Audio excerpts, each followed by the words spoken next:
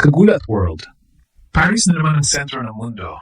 Pero ngayong gabi, may isang bandera na gustong sumabog sa Roland Garros, ang bandera ng Pilipinas. Handa nang sumabak si Alexandra Ayala sa isa sa pinakamalaking laban ng kanyang career kontra sa tumitinding American teen sensation na si Eva Jovic sa opening round ng 2026 French Open. At habang halos buong tennis world nakatingin sa mas malalaking pangalan sa draw, biglang dumidikit ang spotlight sa laban ng dalawang batang future stars na parehong gutom patunayan ang sarili sa clay courts ng France. Hindi biro ang kalaban ni Alex. Si Jovic ay kasalukuyang world number 17 at isa sa pinakamabilis umangat ngayong season matapos ang kanyang breakthrough run sa Australian Open quarterfinals. Pero ang mas nakakagulat, hindi takot si Alex sa ganitong stage. Sa katunayan, mas prepared daw siya ngayon kumpara noong nakaraang taon. Ayon sa kanyang latest interviews bago magsimula ang Roland Garros campaign niya.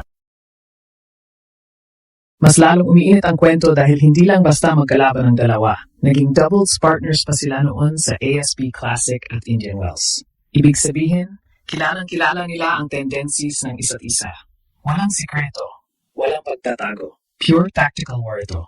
At ngayong 5 p.m. Philippine time, isang malaking tanong ang sasabog sa France. Kaya bang gulatin ni Alex ang higher rank na si Eva Jovic at muling ipakita na hindi aksidente ang pag-angat ng tennis ng Pilipinas? May kakaibang tensyon sa laban na ito dahil hindi ito ordinaryong first-round matchup. Sa papel, lamang si Eva Jovic.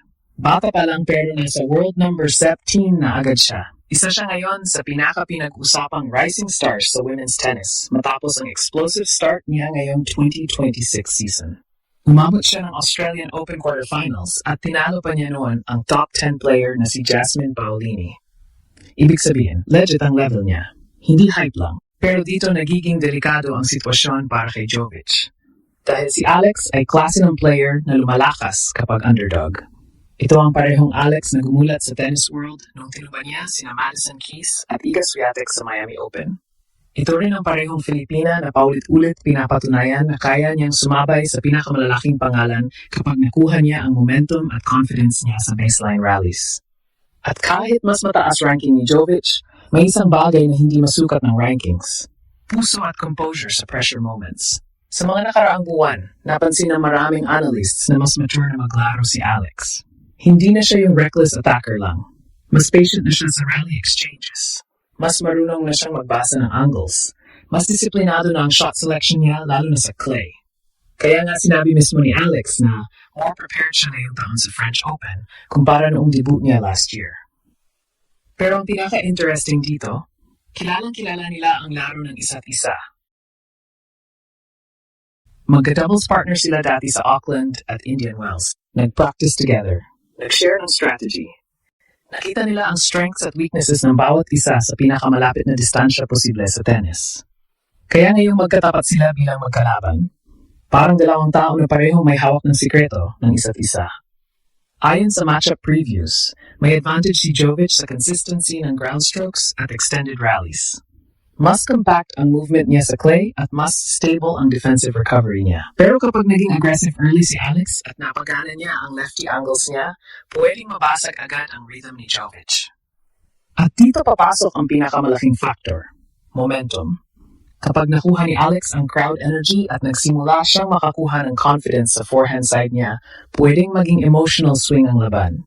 Tandaan, maraming beses nang pinakita ni Alex na kapag nakakaramdam siya ng belief, tumataas bigla ang level niya laban sa elite players. Kaya habang iniisip ng marami na favorite si Jovic, may pakiramdam ngayon ang Filipino fans na may paparating na malaking pagsabog sa Paris.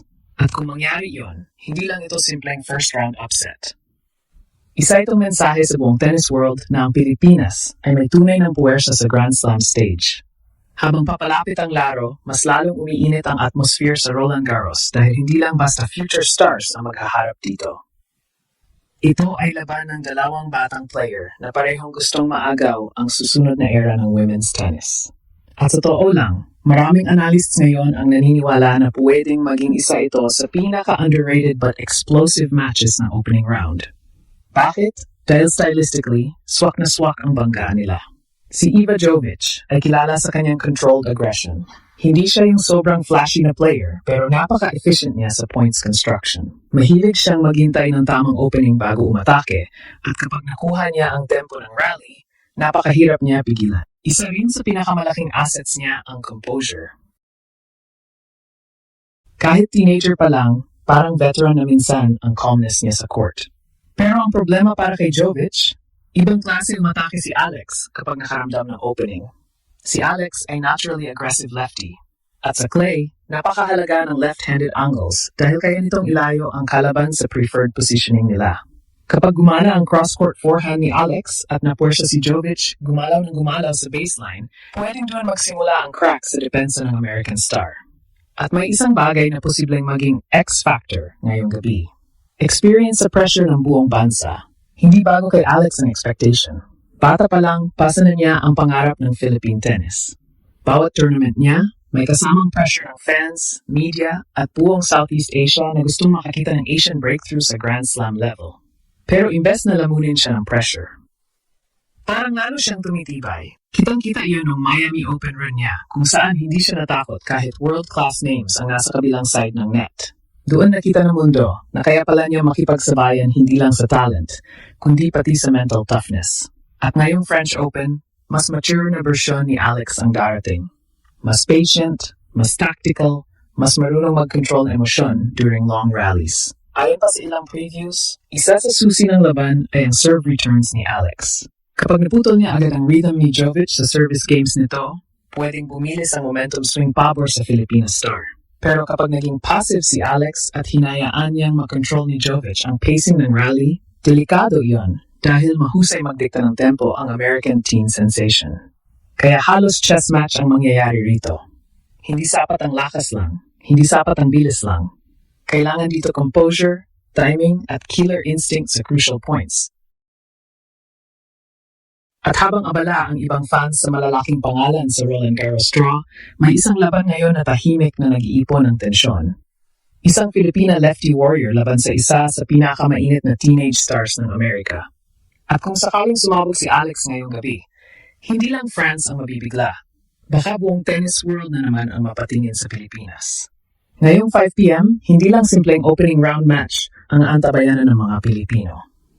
Isa itong pagkakataon para muling ipakita ni Alex na kaya niyang makipagsabayan sa pinakamalaking pangalan at rising stars ng world tennis. Sa harap ng pressure, rankings, at international spotlight, dala ni Alex ang isang bagay na hindi madaling sukatin ng statistics. Puso ng mandirigmang Pilipino. Pero kontra kay Iva Jovic, walang magiging madali. Isang matinding mental at tactical battle ang naghihintay sa France. At kapag nag-click ang laro ni Alex, posibleng isa na naman itong gabi na magpapayanig sa buong tennis world.